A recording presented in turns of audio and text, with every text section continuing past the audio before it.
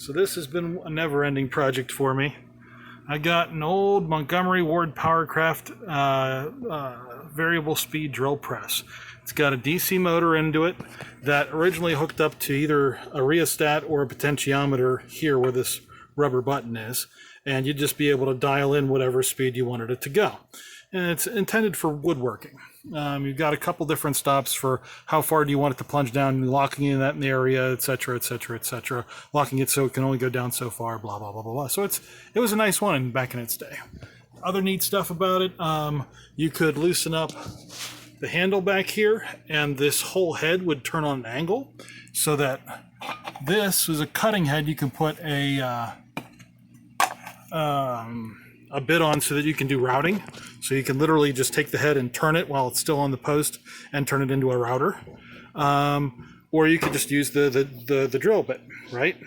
So what I've been doing is I attached a magnet back here to hold the chuck out of my way, or the chuck key out of my way, so I wouldn't lose it and the string wouldn't get caught up in my work. We've got a digital speedometer on it, basically, so that we can count revolutions. And that's hooked up down here to a magnet that I epoxied onto the drill chuck that gets read by this sensor every time it revolves. And every time it revolves, let's see if you can show it up on camera or not, that little red light will turn on, sending a signal through the black cable and up to that guy. So every time we do a couple of revolutions, it's going to take a little bit of time to try and guess about how many revolutions per minute we'll get if we keep up at that same speed.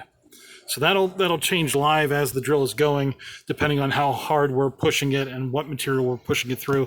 But it'll give us an idea so we don't burn up speed bits. How we actually control the drill isn't going to be through the old one because that's burnt out before I got it. Instead, I've got this VariSpeed controller on it, which is just a fancy rheostat attached to in place of it. It also has a ground cable on it. So we can change our speed here once we turn the drill on. Okay, and the drill on and off still is up here. This also has a subsidiary off that I can go all the way past fastest speed to turn off if I need to for whatever reason. I don't like chucking this up to as fast as it possibly can go just to turn it off. So I keep it at its lowest setting and just turn it on up here. And the last thing we did, aside from adding this cheap Harbor Freight milling attachment to the table, is attaching a car jack down here.